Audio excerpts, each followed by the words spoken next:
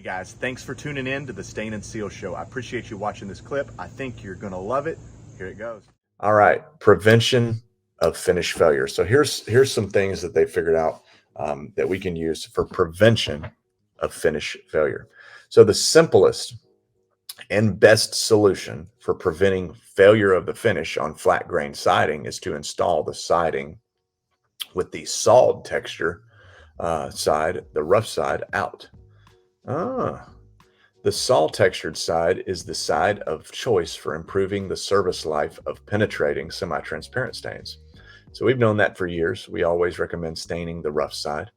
The saw textured side is also preferable for solid color stains.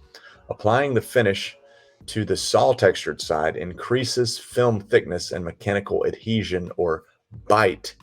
The best film thickness is obtained by brush application.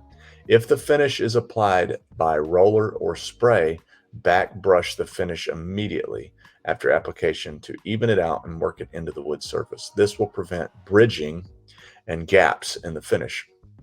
So if you don't know what bridging is, there can be a piece of finish in a high spot and a low spot in wood, and the finish can kind of bridge over it, but never actually get down in to get a bite on the surface area. So very interesting. This is the second or third thing I've read here about brushing and how it's important to brush. Brush is the application that is preferred, and that if you roll or spray, you still need to brush. There's a lot of studies on brushing at the Forest Products Lab, and you're going to hear that over and over as we do more of these.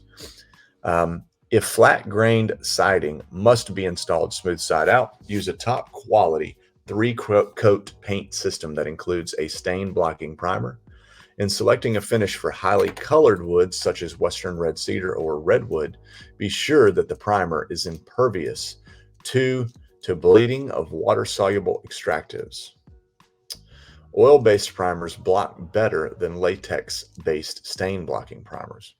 However, they are more brittle, which is problematic for woods that move a lot. Cedar does not move a lot and has been traditionally primed with oil primers. Extractives might bleed into latex stain blocking primers, but rarely continue into the top coat if fully cured. A second coat of primer might be needed in a few spots. Solid color stains, particularly latex formulations, do not block bleeding of extractives, especially if only one coat is applied. Raised grain can be prevented by wetting the wood, which relieves surface stresses, but it's not really necessary if the primer is water-based. For smooth siding, new or weathered, sanding can enhance the performance of a film-forming finish. Sanding makes no sense for saw textured siding, aka rough cut. The performance of the finish can also be improved by cleaning the wood with detergent and water or a commercial cleanser. However, use care in selecting a cleaning agent because strong detergents and commercial cleaners that contain strong alkali can leave residues in the wood. These residues may cause early finish failure. Right there, another reason we always neutralize our cleaners, because if you don't, you bleach guys that bleach decks and fences and leave it. Cleansers that contain strong alkali can leave residues in the wood. These residues may cause early finish failures. I have seen that over and over again. The world does not want to admit it, but it does happen.